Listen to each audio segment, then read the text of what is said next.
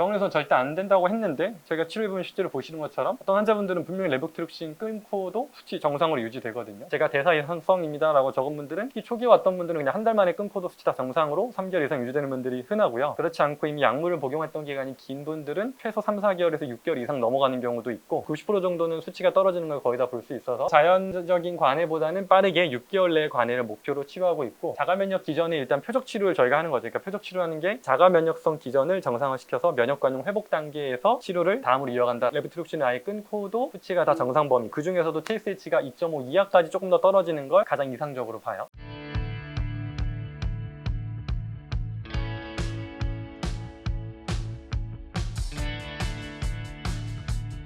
자가면역 질환별로 하나씩 좀 프로토콜을 만들려고 하고 있거든요. 프로토콜이라고 하는 게 이제 우리가 이런 식으로 진단하고 진단 과정에서 치료에 걸리는 대략적인 기간들, 치료 방향에 대한 걸 문서화하는 건데요. 제가 생각하고 있는 치료 과정을 그림으로 도식화해 놓은 거니까 일단 이 첫 번째로 이 프로토콜이라고 뽑아드린 것들이 요약한 형태라고 보시면 될 것 같아요. 지금 저희가 갑상선 기능 저하증이라고 하는 것들을 크게 대사 이상성으로 단순하게 나타나는 경우랑 그렇지 않은 자가면역성을 나눠서 보고 있는데, 나눴을 때 구체적으로 어떤 기준으로 나누고 각 나눴을 때 기준들과 그 기준별로 어떤 치료기간의 차이가 있는지를 한눈에 보시면 이렇게 될 것 같아요. 이거를 한번 자세히 이제 살펴볼 건데, 실제 환자분들 교육 자료로 사용하려고 하니까 갑상선 기능 저하증 관련된 가이드라인은 미국이나 유럽 가이드라인을 많이 따르거든요. 근데 이제 그 가이드라인에서 저희랑 이제 차이점은, 기본적인 가이드라인에서의 핵심은 이 병은 치료되지 않는다, 그러니까 평생 동안 약을 복용한다라는 전제 하에 어느 정도 용량 조절에 대한 이야기들이 있지만 약물 중단을 목표로 하는 가이드라인이 아니거든요. 저희는 그 부분의 차이를 가지고 저희가 새로 프로토콜을 만들었다고 보시면 될 것 같아요. 저희한테 주로 찾아오시는 분들은 1차적으로 약물을 중단하고 싶으신 목적을 갖고 있는 분들도 상당수지만 조금 더 많은 비중이 약물 중단에 대한 목표보다 가이드라인상 할 수 있는 치료들을 다 했고 수치상 정상인데도 증상이 남아있는 분들이 사실 훨씬 더 많거든요. 그래서 저희는 조금 더 그 부분에 대한 포커스를 두고 설명을 많이 해드리고, 제가 실제 진료 안에서도 그렇게 설명을 드리거든요. 우리가 수치상에서 갑상선 관련된 지표들 중에 TSH가 정상인데, 그러니까 보통은 TSH, T4, T3 세 가지 일반적으로 갑상선 기능 저하증의 갑상선 기능을 판단하는 세 가지 지표들로 보는데, 그 중에 TSH를 제일 민감한 지표로 봐요. 증상이 발현되기 전부터 보통 먼저 움직이는 게 TSH라서, 먼저라는 게 기능 저하로 관련된 시기를 좀 보여주는 지표라고 봐서 TSH를 제일 가장 민감한 지표로 보는데, 일단 기본적으로 치료 목표 중에서는 가이드라인 상에서도 보통은 TSH 수치 정상화를 1차적인 목표로 삼거든요. 그럼 이제 그런 목표를 달성한 환자분들인데, TSH가 정상인데도 이제 증상이 계속 남아있는 분들이 상당히 많죠. 근데 이제 그런 분들이 주로 호소하는 증상들 쭉 보면 첫 번째로가 가장 흔한 게 이제 만성 피로거든요. 이건 갑상선 기능 저하증의 증상이기도 하지만 수치가 정상으로 잡혀도 가장 많이 호소하시는 증상 중에 하나가 만성 피로고요. 이게 실제 연구들을 보면 가장 최근 연구에서도 지금 TPO 안티바디라고 저희가 항상 환자분들 중에 자가면역성인지를 판단하기 위한 그 검사 수치랑 꽤 양의 상관관계, 상체 효과가 높을수록 만성 피로도를 높이는 이 상관관계가 많이 알려져 있어요. 이 수치가 가지고 제가 하나 추정할 수 있는 것 중에 하나고, 만성 피로가 이제 첫 번째 가장 흔한 증상이고, 두 번째로는 요즘 들어 요령을 많이 쓰는데 브레인 포그라고 해서 뇌에 이제 안개가 낀 것 같은 현상들, 좀 머리가 무겁다, 기억력이 떨어지는, 인지기능 관련된 저하, 집중력이 좀 떨어진다라는 현상들을 많이 호소하시는데, 이게 주로 이제 사이토카인과 관련된 주로 연관성으로 많이 연구상 밝혀지고 있거든요. 이게 직접적으로 TSH 수치랑은 상관없이 이 항체를 포함한 이 염증성 매개의 사이토카인들이 주로 이 브레인 포그를 유발한다라고 이제 보시면 될 것 같아요. 그리고 세 번째로 최근 들어 또 많이 보실 수 있는데 근육통이랑 관절통인데, 주로 이 근육 관절 압통이 갑상선 수치는 정상인데도 지속되는 분들이 주로 많아요. 이걸 우리가 유타이로이드라고 하는 게 수치상 정상인 갑상선을 말해요. 갑상선 수치는 정상인 하시모토 환자분들을 보면 대부분 건강한 대중, 그러니까 하시모토가 아닌 분들 대비했을 때 근육통, 관절통의 비율이 좀 압도적으로 높은 걸 볼 수 있거든요. 이게 세 번째 흔한 증상이고, 네 번째로는 체중 증가, 대사 저하, 전형적인 갑상선 기능 저하증 증상들이죠. 그리고 다섯 번째가 수면 장애, 우울, 불안 같은 것들, 그리고 마지막으로 추위 불내성, 추위를 좀 쉽게 탄다거나 탈모가 온다거나 전신 건조감, 구강 건조, 안구 건조뿐만 아니라 피부 건조를 포함한 이런 건조감들, 이 6개 증상들이 이제 주로 사실 전형적인 갑상선 기능 저하증의 증상들인데, 이게 호르몬 수치가 다 정상으로 잡혀도 남아있는 경우도 제일 많은 증상들이라고 보시면 돼요. 그 중에서도 주로 만성 피로가 간과되기가 쉬운 게, 사실 병원에서는 약물 처방해드렸고 수치 정상인데 너무 피로해요 라고 하면 그거는 피로가 아니다, 이런 식으로 설명을 제일 많이 들으시고, 왜냐면 수치가 정상인데 뭐가 피로하겠냐 이런 이야기를 제일 많이 들어서 가장 오락하게 느끼시는 분들이고, 저는 최근 들어 여기에 좀 집중하고 있는데, 근육통, 관절통이 지금 하시모토 갑상선염은 저희가 이전에 병원에서 항상 내분비내과에서 주로 진료를 보다 보면 내분비내과적인 관점에서 근육통, 관절통은 해드릴 게 없어요. 근데 저희가 여기서 지금 자가 면역 질환을 전반적으로 보다 보니까 많이 설명드리는 게 하시모토 갑상선염이 다른 자가 면역 질환의 시작인 경우가 많다고 해서 설명드리죠. 그 연관성 안에서 보시면 당연한 현상인데 이걸 생각보다 간과하는 경향들이 있고요. 하시모토 갑상선 환자분들이 특히 근육통, 관절통 호소하시는 경우가 정말 많거든요. 이런 것들이 이제 저희 치료의 목표가 된다라고 보시면 될 것 같아요. 일단 L-T4, 그러니까 레보티록신이라고 하는 게 주로 T4를 모방해서 만든 호르몬제거든요. T3, T4 중에 주로 T4를 모방해서 만든 게 레보티록신,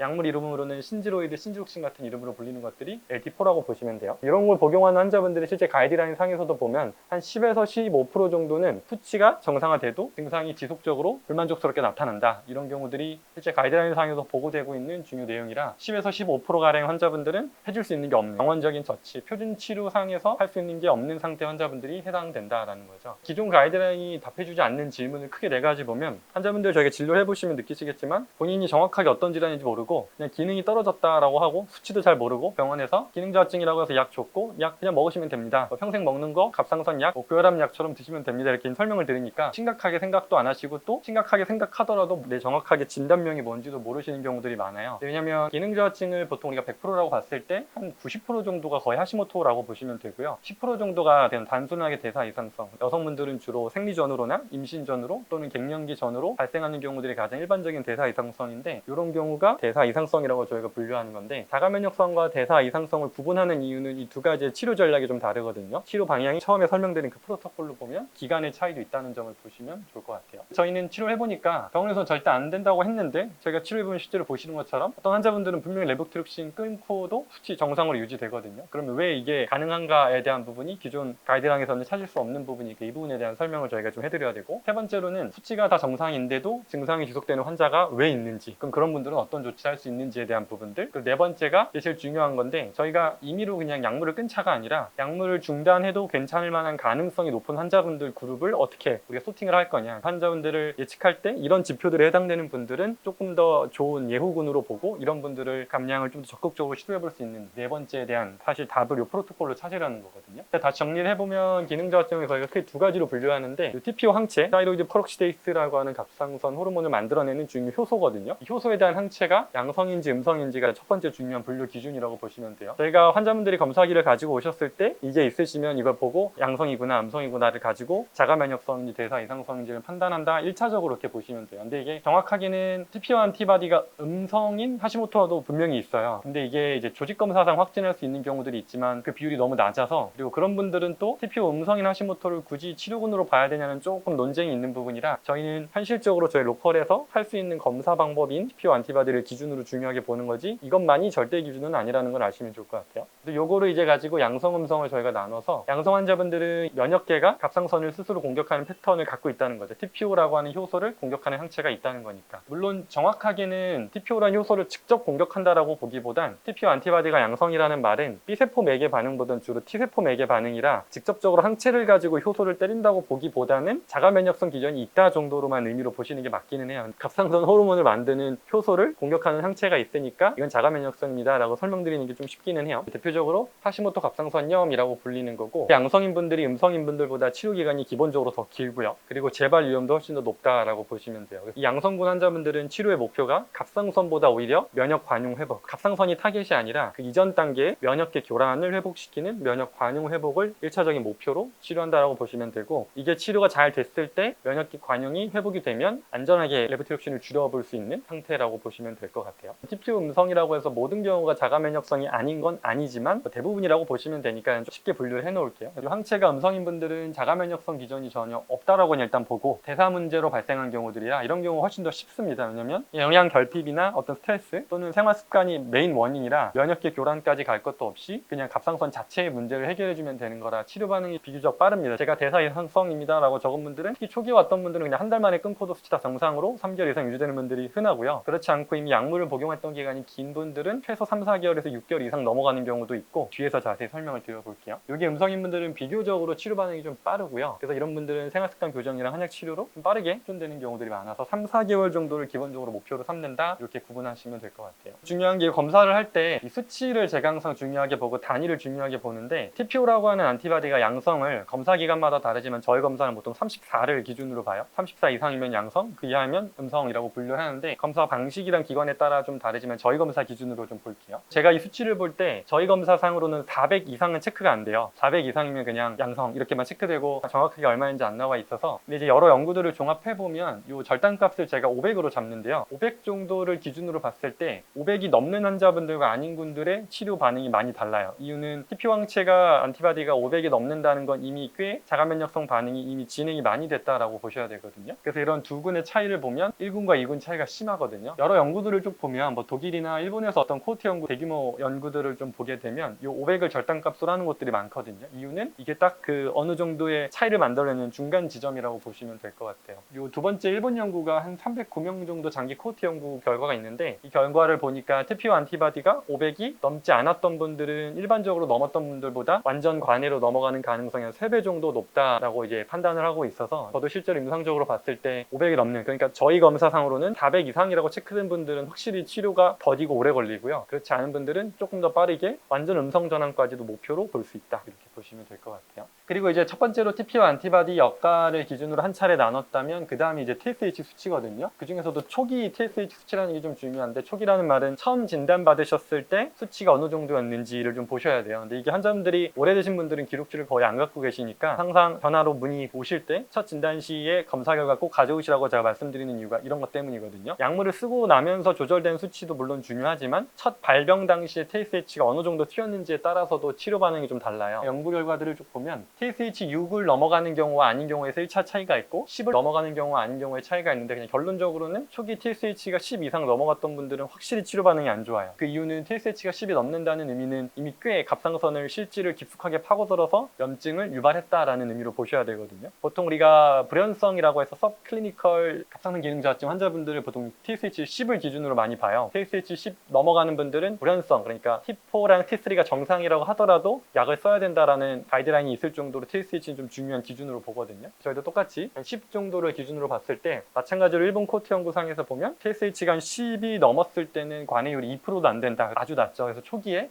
TSH가 아주 극도로 튀었던 분들은 확실히 치료가 어렵구나라고 치료 기간을 한정하는 기준으로 본다라고 보시면 될 것 같아요. 분류 기준을 저희가 좀 나눠보면, 자가면역성 기전을 가지고 있는 이제 A군 환자분들은 자가면역성 기전이라는 건 TPO 안티바디가 양성인데, 그 중에서도 첫 번째 500이 넘는 분들은 일단 1차 치료 목표는 음성 전환이 아니에요. 너무 높아요. 이런 분들은 치료를 아무리 잘 따라오셔주고 빠르게 치료가 되더라도 6개월 음성은 그냥 불가능하다고 보시면 되고요. 왜냐면 자연스러운 경과가 있거든요. 뒤에서 설명드리겠지만. 그래서 그런 분들의 치료 목표는 1차적으로 TPO 안티바디를 500 이하로, 저희 검사상으로는 정량으로 측정할 수 있는 범위까지 끌어내리는 게 1차 목표다라고 보시면 돼요. 그래서 기본적으로는 6개월을 목표로 하는데, 또 세부적으로 나눴을 때 TPO가 500 이상인데 TSH가 10 이하인 분들, 초기에 이랬던 분들은 거의 6개월이면 감소를 눈에 띄게 볼 수 있고요. 그렇지 않고 TSH가 10 이상이었던 분들은 기본적으로 1년 이상을 감안하는 게 좋으세요. 그래서 이거는 가장 이제 기간을 표준적으로 보는 거고요. 아까 말씀드렸던 근거는 저 독일 335명 코트라는 게, 저 연구 같은 경우가 이제 자연관해를 비율을 측정해 본 건데, 이건 뒤에서 조금 더 사례로 가지고 보여드릴게요. 두 번째로 TPO 안티바디가 500이 안 넘는 분들, 이제 이런 분들은 기본적인 치료 목표가 일단 1차적으로, 물론 농도에 따라 다르지만 이런 분들은 음성화를 목표로 합니다. TPO가 뭐 예를 들면 200 정도였다, 그럼 6개월 후에 음성화를 목표로 할 수는 있으나 사실 200도 6개월 만에 음성화는 조금 어렵기는 해요. 근데 일단 목표라는 거니까요. 500 이하였던 분들은 TPO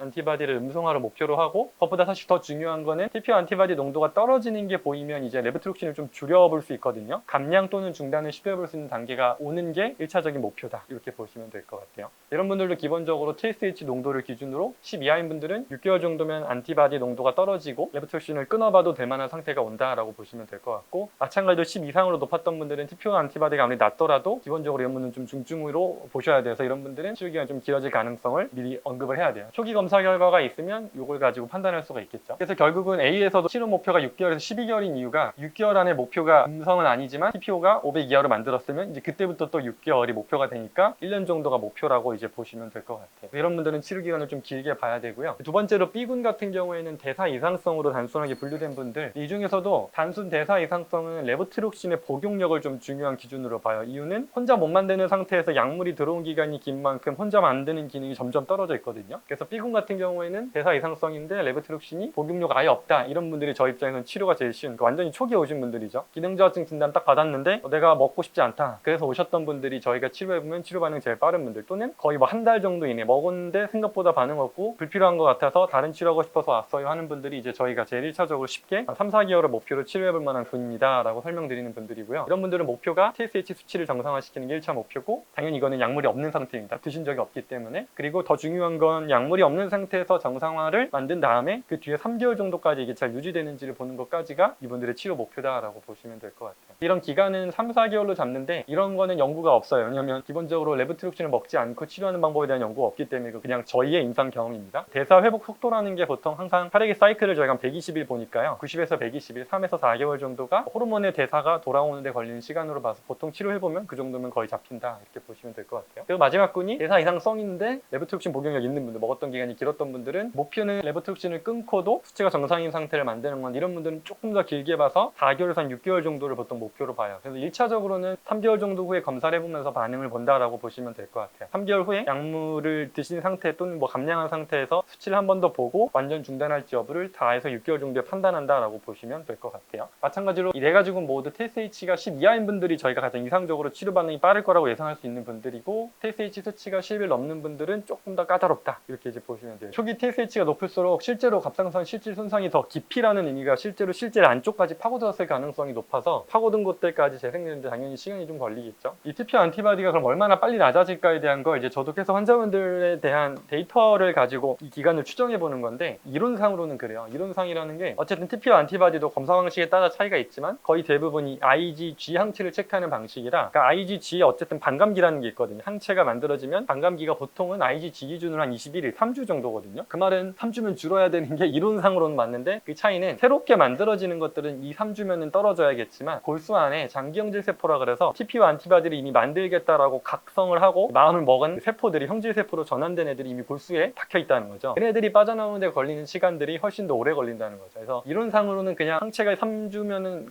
반감기니까 새로 안 만들어지면 3주부터 떨어져야 되는 거 아닌가 해서 기록을 보면 보통 이렇게 임상적으로 하는 거는 제가 이렇게 체크를 해놓은 것처럼 이론상으로는 3개월이면 거의 이렇게 떨어져야 되거든요. 근데 그렇지 않고 이론적으로는 그렇지만 임상적으로 해보니 저희가 한 6개월 정도에서 한 1년 정도의 반토막 정도가 빠른 케이스거든요. 그래서 아까 TPO 같은 경우에는 지금 보시는 것처럼 농도를 보면 1년 정도 돼야 한 50% 정도까지 도달하는 걸 볼 수 있죠. 이거는 제 연구가 아니라 자연관의 연구들을 기준으로 보는 거거든요. 자연관의 중에 빨라야 1년 정도에 한 45% 정도 감량이 있다라는 게 지금 여기 보시는 것처럼 제가 숫자를 적어놓은 게, 자연관의 기준으로는 1년 정도 지켜보면 TPO가 45% 정도 줄더라. 레보티록신을 쓰면서죠. 그래서 저희 목표는 그것보다는 뭐 표현한다면 2배 정도 빠르게 6개월 정도의 반토막을 목표로 치료한다라고 이제 보시면 될 것 같아요. 그래서 이 항체 농도 기준으로 45%만 감소해도 의미가 있다라고 보는 건데, 그러다 보니까 아까 말씀드린 것처럼 TPO 항체가 400인 분들과 200인 분들은 치료 기간이 다를 수밖에 없겠죠. 200 정도라고 하면 45%만 감소해도 뭐 100 정도, 그러니까 50%가 그냥 대략 계산해보면 100 전후에 있는 분들은 실제로 6개월 만에 음성까지 돌아오는 경우를 저희가 실제로 보죠. 환자분들 치료해보면. 근데 200이 넘는 분들은 6개월 만에 음성인 경우가 쉽지는 않아요. 근데 가능하긴 하지만 이론상 그리고 실제상 이런 차이가 있다는 점을 조금 이해하시고 환자분들께도 수치를 이런 수치라 이 정도 시간이 걸리실 것 같아요 라는 걸 설명드리는데 참고하시면 될 것 같아요. 그래서 실제로 약물 중단이 가능한가 했을 때 메타 분석 연구들 중에 이런 게 있어요. 실제로 중단 후에 관해가 유지됐는지를 보는 검사가 보면 생각보다 높죠. 중단 후에 관해 유지 비율은 37%, 나머지 63% 정도는 거의 다 재발했다. 의외로 수치가 높다라고 볼 수 있는데, 근데 여기서 한계는 뭐냐면 이분들이 대부분 경증 환자예요. 그러니까 경증이라는 게 여기서는 SCH, Subclinical Hyperthyroidism에서 불연성, T3, T4는 정상인데 TSH만 높았던 분들이 거의 대부분이었다는 거죠. 이런 분들 중에 전체 평균은 37%라고 하지만 불연성 환자분들에서 시작된 분들이 36% 정도가 완전 관해가 된 거고, 그러니까 이런 분들은 죄송한 편이지만 애초에 치료가 좀 쉬운 분들이거든요. 그런 분들 정도가 자연 관해상에서는 자연스럽게 관해가 된다는 거고, 완전히 현성으로 시작한 분들은 11.8% 정도니까 별도의 치료 없이 그냥 자연 경과상으로는 사실상 10%도 안 된다라고 보시는 게 맞겠죠. 근데 저희는 그 10%도 안 되는 비율을 저희 치료 기준으로는 90% 이상은 만들어 보자 라는 거죠. 100%라고 하기는 어려운 게 여러 이유가 있지만 환자분들이 수능도에 따라서도 차이가 있고 해서 100% 다 관해가 된다고 보기는 어렵지만, 저희가 해보니까 90% 정도는 수치가 떨어지는 걸 거의 다 볼 수 있어서 그 정도를 치료의 목표로 삼고 있어요. 그래서 자연적인 관해보다는 빠르게 6개월 내의 관해를 목표로 치료하고 있고, 자가면역 기전에 일단 표적 치료를 저희가 하는 거죠. 그러니까 표적 치료하는 게 자가면역성 기전을 정상화시켜서 면역관용 회복 단계에서 치료를 다음으로 이어간다라고 보시면 될 것 같아요. 제일 중요한 게 그냥 저희가 임의로 이 사람은 좋아졌으니까 줄여보자 라기보다는 실제로 어떤 환자분들이 약물을 중단했을 때 더 효과가 결과가 있었는지를 좀 기준을 찾아보면 크게 선천적인 것과 후천적인 걸 나눠봐야 되는데, 왜냐면 선천적인 건 저희가 치료를 통해서 바꿀 수 없는 부분이거든요. 대표적으로 초기 TSH 수치가 아주 낮을수록 관해가 당연히 유리합니다. 근데 이거는 저희가 바꿀 수 없지. 이미 초기 이제 발병한 거니까 이건 알 수가 없고, 또 두 번째로 갑상선이 실질 파괴 정도는 이것도 마찬가지로 바꿀 수 없는 요소지만 확인을 해봐야 되는 게, 환자분들이 제가 항상 진료 기록부 가져오시라고 말씀드릴 게, 초음파 검사지가 있으면 초음파상에서 위축된 소견이나 섬유화된 소견이 있는 분들은 확실히 치료가 좀 어려워요. 이미 파괴가 오랫동안 진행됐다는 거기 때문에. 이런 부분들은 구조적인 이미 변화가 있는 것들이기 때문에 이거는 치료 대상으로 목표할 수 없는 부분이고요. 또 유전적인 배경들도 있는데, 이런 것들이 유전적인 요소로 알려져 있는데, 항상 유전적이라고 하면 이게 있으면 무조건 기능저하증 온다가 아니라, 기능저하증이 올 가능성이 좀 더 높은 분들이, 이런 유전자를 갖고 있는 분들이 더 그렇다 정도로 이해하시면 돼요. 무조건 발생이 아니고요.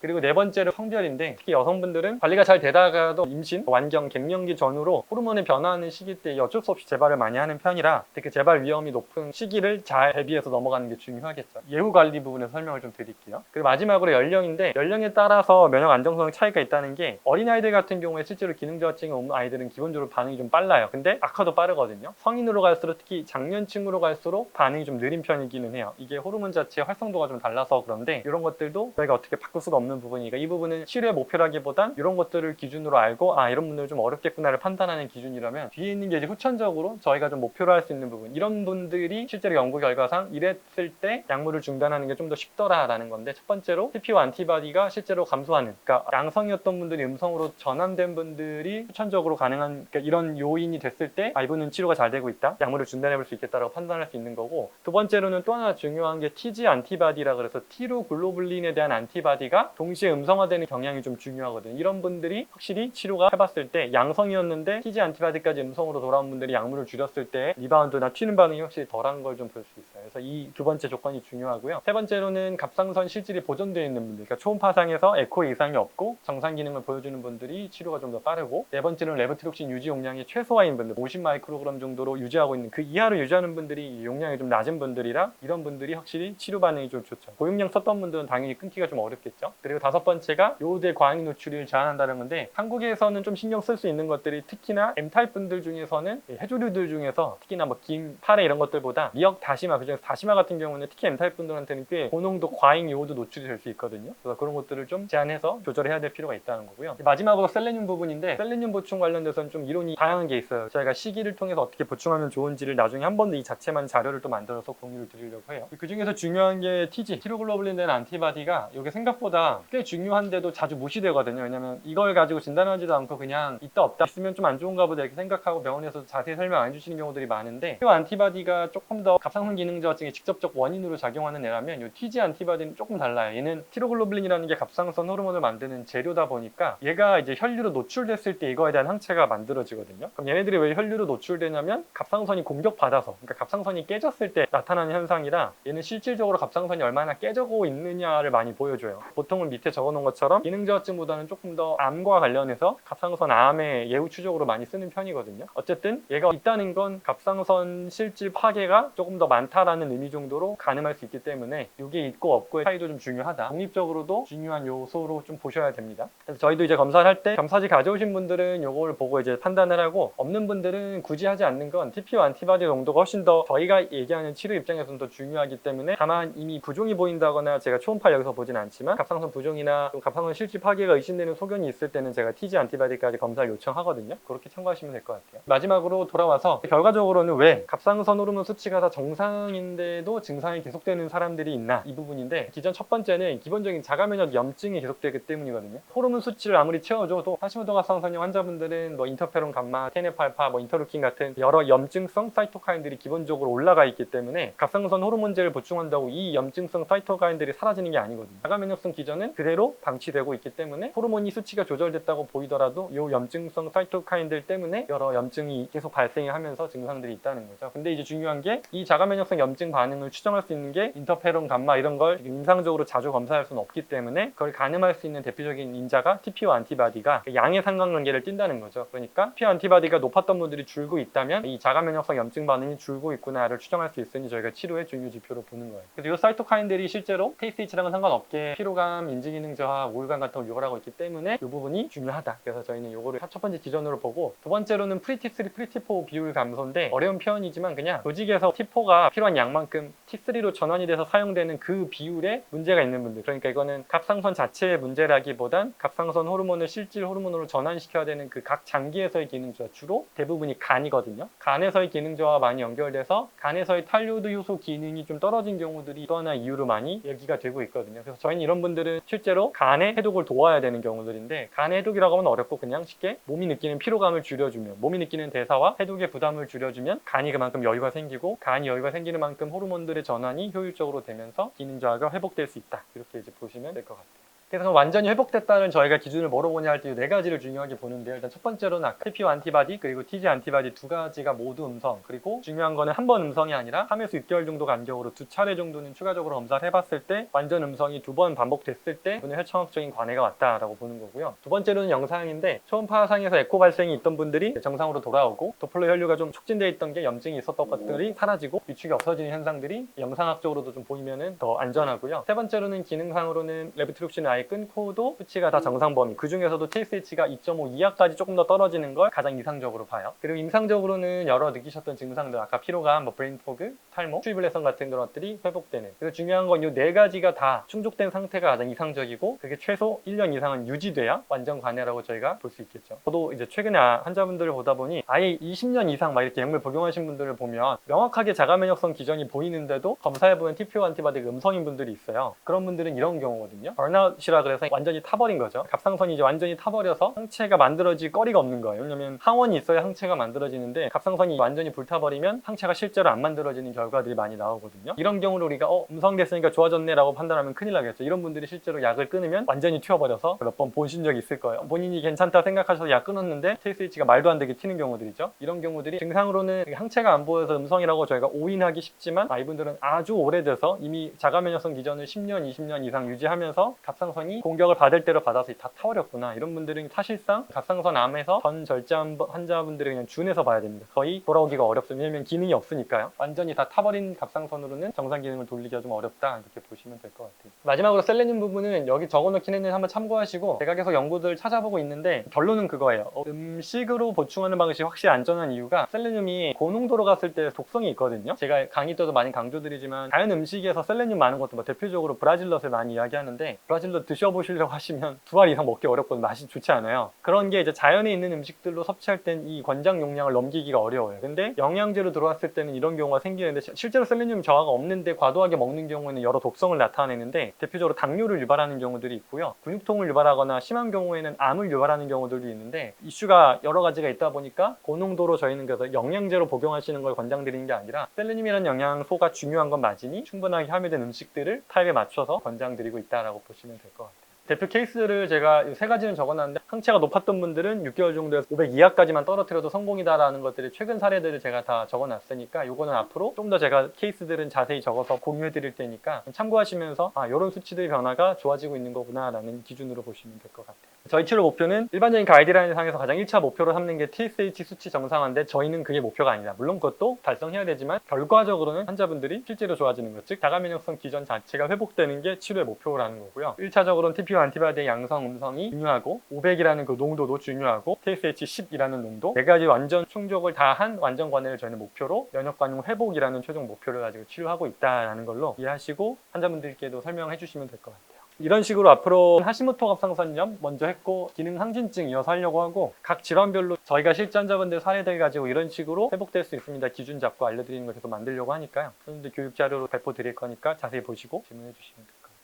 자가면역 질환에 대해 더 많은 정보가 궁금하시다면 EBMTV 구독, 좋아요, 알림 설정 해주세요.